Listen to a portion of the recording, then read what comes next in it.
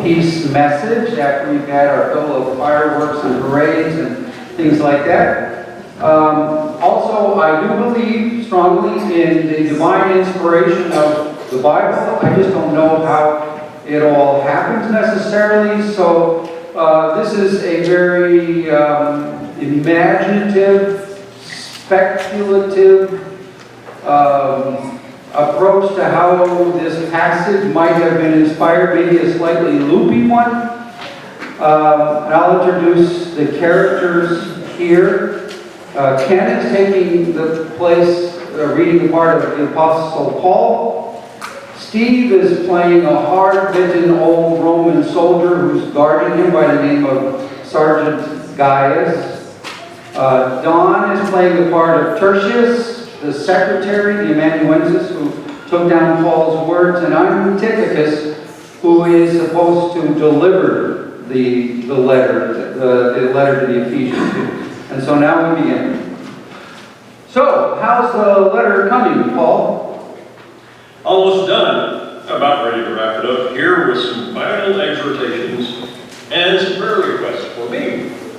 Good, because I just found out that the tides and the weather are lining up for a departure time tonight. Tonight? Oh, really? The sun is setting. Yeah, that's what the first mate of the ship told me. And if we miss that ship, and then the autumn storms move in, your letter might not get to Ephesus until next spring. I feel the pressure as much as you, Tychicus. And Tertius here is keeping me on task. Hi, Tychicus.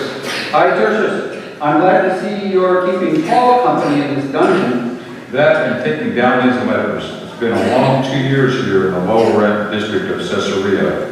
It could be worse. I once pulled guard duty in Gaul. Talk about your low-rent district. The end of the world, more like. Who's this? He's Gaius, the Roman soldier guarding Paul today.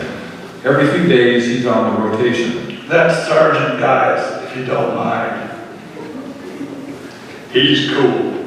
He's been all over the Empire and back again. And beyond. Been on campaigns against the Huns, the Scythians, the Franks, and the Persians. Well, after all that excitement, how can you handle all the boredom of sitting down here in this dungeon with an elderly rabbi? After this last campaign against the Persians, I think I've got some rest and boredom coming to me. Like the army owes me some, know what I mean? We won't disappoint you there. My fight is not with you. Besides, we've had some good talks. With me? Or with that God you're always talking to? With both of you. So, has Gaius been here? Sergeant Gaius, I repeat. Sorry. So, has the good sergeant been with you even as you dictate your letters to Tertius? Anything wrong with that? It's not like we're a secret society. Anything but, really. And I find it quite interesting, in fact. Me and the other enlisted men are pulling rank and trading favors to get our turns down here with the old rabbi. Really? Why is that, Sergeant? Well, for one thing, he's got some real interesting visitors from all around the world down here. And then he also feels some kind of kinship and camaraderie with Paul, like he's an old soldier or something, like we are. He even has a few campaign scars on him I can see. Paul, an old soldier? The rabbi who considers an imperial banner an idol? The Christian who would rather die for his enemies than kill them? An old soldier? Are you kidding? No. After all he's been through, we've even inducted him into the ranks of honorary campaign veteran. I am honored, Sergeant, but I hope that didn't involve any idolatrous ceremony on my behalf. Take it easy, big guy. We know you wouldn't go for our imperial mumbo jumbo. We know it ain't kosher enough for you. We've just taken to calling you the old corporal. I like it. Should I sign your letters that way, Paul? Why corporal and not sergeant or lieutenant or captain or something? I mean, those are high leadership positions, and Paul here is a recognized Christian leader all around this side of the Mediterranean. Because it was my idea, and I didn't want him pulling ranks on me, see? But secondly, the rabbi is a leader, all right, but not like a lot of our leaders, especially not the ones in higher ranks like captain. He's like a corporal because he leads on the squad level, right from the front lines, in their ranks, suffering, bleeding, risking his life just like the new recruits and the privates, right alongside them, while helping them know what they need to know to survive. A peaceful Jewish rabbi, a Christian apostle, who has every right to bear a grudge against Rome after the way he's been treated. I can sympathize with him, Matt. The Imperial Army is no walk in the park. Who preaches the gospel of peace, now holds the honorary rank of corporal in the Roman army. Never thought I'd see the day. Well, I am honored, Sergeant. Although don't expect me at sword drill tomorrow.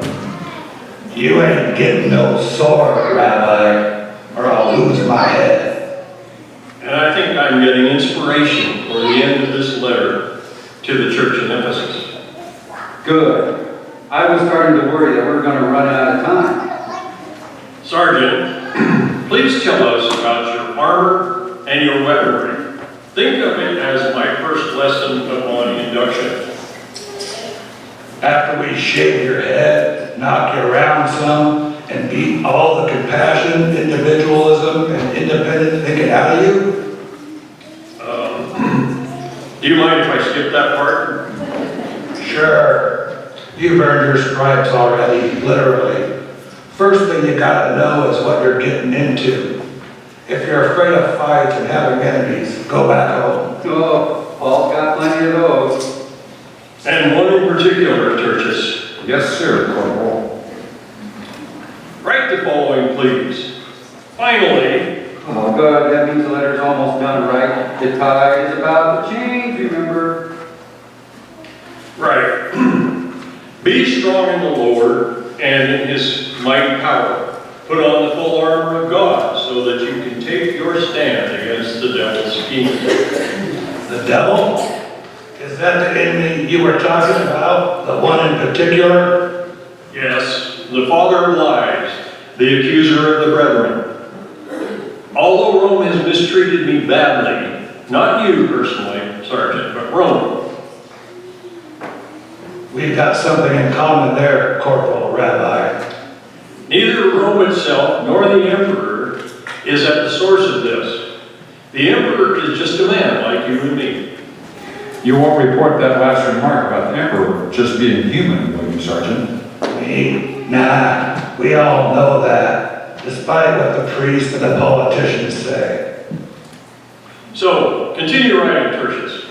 For our struggle is not against flesh and blood, but against the rulers, against the authorities, against the powers of this dark world, and against the spiritual forces of evil in the heavenly realms. Sergeant, what's the first most important lesson that a new recruit has to learn? Against the authorities, against the powers of... That would be to stand. Just to stand, like, in place? I mean, know how to hold your ground and not run, even when the enemy ranks are pressing hard upon you and jabbing at your face with spears and swords. And meanwhile, arrows are raining down on your head. Because once they bust up your line and your formation starts to break up, you're cooked. How to stand against all the shoving, against your own fears. That's one of the first things we teach recruits. Excellent. Tertius, continue writing. Therefore, put on the full armor of God so that when the day of evil comes, you may be able to stand your ground. And after you've done everything, to stand. But surely, Sergeant, you don't just stand there unarmed or you'll be raven food. Of course not. We also suit up. With what? with what I got on right now. Well, tell me about that. And after you have done everything to stand, Well, here's my belt. It's got loops and things for hanging my sword and my canteen and my kit bag. Excellent. Next line. Stand firm then with the belt of truth buckled around your waist. What's the next thing you bring, Sergeant? What is that you're wearing over your stomach and your chest? What do you call that in Greek? My breastplate. That's it. Next line. With the breastplate of righteousness in place. Oh, I get it. You're comparing following Jesus with being a soldier. which is cool, by the way, except we're all about the gospel of peace and love and making one new people out of Jewish and Gentile believers. Why would you choose a military metaphor, Paul? Because in this life, it isn't a question of if we fight, but who we fight and how. I knew I had you picked right, Corporal. That's why we made you an honorary veteran out of you, because you're a fighter like we are, just in a different war with different weapons. So once again, Sergeant, you honor me. You know, I'm liking this guy more and more all the time. But what does a good sergeant's breastplate have to do with Christian character? Well, just try going to battle with the devil, with some besetting sin ruling in your life, or a broken or an unrighteous relationship. It would be like going into battle with your vital organs exposed. When it comes to the day of the battle, I wouldn't let a soldier into the ranks without his breastplate. He would cause more trouble than he's worth. In fact, the enemy would see his exposed skin and zero right in on him. Once they got him, which would be in a matter of seconds, the whole line might fold and break around him. Then they'd clean the rest of us up by the flanks and the rear. Yeah. Boy, I'm sure glad I went into another line of work. Oh, me too. I don't know about all this military imagery, Paul. We wouldn't want the Ephesians to get all worked up over it and go marching off to fight the pagans or something. But we're fighting for God's peace and with the peace of Christ. So we'll work that out somehow. Sergeant, what's the next most important piece of equipment that you own? No question about it, my shoes. Your shoes? How do you fight with shoes? How can I fight without them? Look, soldiers is not all about just fighting. If we're going to fight, we have to get there first. And since I ain't in the cavalry, or the charioteers, or Navy, the only way to get there and take a piece of ground is by foot over rocks and hot sand, mountains and hard, rough roads. Excellent, excellent. Next line, Tertius. Have your feet fitted with readiness that comes from the gospel of peace. I don't get it. From the gospel of peace. It's for the peace of God that we go out and we claim territory. We endure all the hardships along the way. And it's by the peace of God that we proclaim the gospel and we live it out. Sergeant, what do you consider the next most important piece of equipment? Probably his sword or his spear, I bet. No. My shield, my buckler. I wouldn't last a minute in combat without it. It's what I shove back with when the enemy is shoving in on me. What good is my sword if a spear or an arrow gets in on me? Worst of all are the flaming arrows.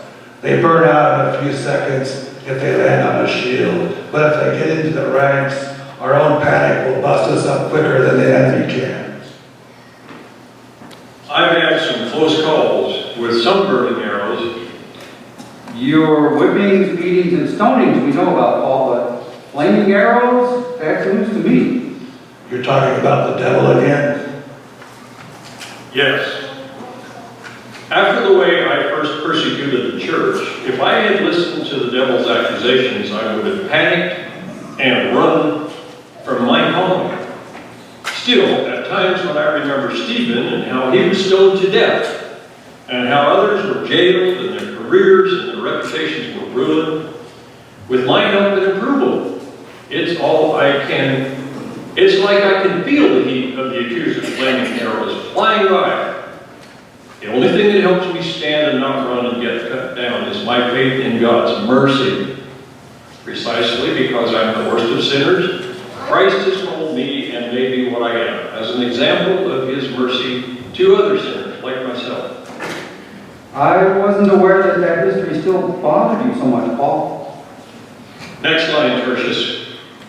In addition to all of this, take up the shield of faith, with which you can extinguish all the flaming arrows of the evil one. Now, Sergeant, tell us about the next most important piece of equipment. Your sword? Not yet. What good is my sword if my head is unprotected? I've gotten plenty of wounds elsewhere. We can see that. But one to my head can well mean my number's up. What's more, in the heat of battle, sometimes the only way you can tell other guys from theirs is by their helmets. Each army has its own distinctive style, you know. So, to continue, take the helmet of salvation. Oh yeah, so you can even be in the right army to begin with. Then what about the sword? The sword. The sword. We don't need to ask what the sword is for. Really, it's my least favorite thing that I carry. Although I do the most to take care of it like I would my own child, keeping it sharp, clean, and rust-free. And I practice with it all the time. I gotta know it like the back of my hand so that it even becomes part of my hand. And that's how God's word has to be for us. And some nights when I'm wrestling with the devil and all I feel like I have of God is his word. And then I wield it back at the devil like it was a sword. You have nights like that too? Yes. Nights when the accuser says that God has forgotten me and has left me here to rot in this dungeon because I deserve it, even though Jesus himself personally promised me that I would go to Rome and testify for him. Then I fend off the devil, telling him, "Begone, and stop trying to frankly discourage me because it's written, never will I leave you or forsake you." Or, in the name of Jesus Christ, stop loading me down with guilt and get out of here. For it's written, as far as the east is from the west, so far has he removed our sins from us. Like Jesus did when he was tempted. Right. So when I lie awake at night feeling bad about all the friends I've lost and the things I've done in combat and feeling guilty that I've lived and others didn't, is that the devil too? And like there's no forgiveness for you? And therefore no hope. Sounds like the devil, all right. But you're saying I can fight back against that. Not without the right armor and the weapons, you can't. Armor and weapons like yours? Oh, like God's weapons, his word, his prayer. So, Tertius. Ready, sir. You have off with the helmet of salvation. Now add, and the sword of the Spirit, which is the word of God, and pray in the Spirit on all occasions with all kinds of prayers and requests. With this in mind, be alert and always keep on praying for all the saints. The word of God and pray. Oh, I just heard the bell in the harbor ringing. That means it's time to start loading any last cargo on board. You've got about an hour before they pull up anchor and hoist the sails. And we're almost done. Tychicus, continue with this. With this in mind, be alert and always keep on praying for all the saints. Alert to what? Or to whom? To the devil, of course. Thank you. That's like the next lesson in soldiering. Know your enemies, assume nothing about him, and keep your eyes open. Some people say an army moves on its stomach. That means on its food supplies. But I think an army moves on its eyes. Get bad military intelligence or no information, and all the best weaponry in the world can't help you to get out of a trap you walk yourself into. Keep on praying. And then adds, pray also for me, that whenever I open my mouth, words may be given me, so that I will fearlessly make known the mystery of the gospel. Prayer, is that like your archery? You know, for long distance combat, softening up the enemy before you close in? You could say that, although it's more about long distance life giving than long distance killing. So Tertius, where was I? Can we cut the discussion and hurry, please? Then I will fearlessly make known the mystery of the gospel. For which I am an ambassador in chains. Pray that I may declare it fearlessly as I should. And would you pray for me too? I feel a power here among you guys, even while we talk about things I can hardly understand.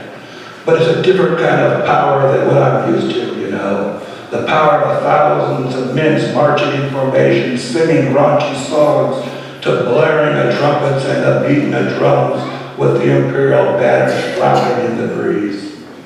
That kind of power used to send a thrill up my spine, and it made us cocky and sure of ourselves, ready and spawning for a fight. But this kind of power down in the musty old dungeon, with your prayer and the word of God, it's different. It makes me feel peaceful-like and reflective. You guys are onto something that our swords and spears can't touch, and which my armor and my shield can't keep out. What is it? It's the gospel of peace, Sergeant. It's a piece of God. The tide, fellows. The boat. We're running out of time. What were we saying about peace just now? Look here, Tychicus, we're almost done. And even if we weren't, nothing is more important right now than the sergeant who's getting a glimpse of everything that we're talking about. Bless you, Sergeant. What you have just said is the most important matter in this room right now. You mean there's a chance for me after all? You mean there's a chance for me that I could have a handle on this good news of peace after all the terrible things I've done and seen? Well, if there's hope for me, the chief of sinners, then there's hope for you, Sergeant. Anything and everything can be forgiven. And besides, we could use some of your courage and devotion and discipline. It'll just require something of you that you have fought through all your career to avoid. What's that? Surrendering. The Lord Jesus you're always talking about? None other.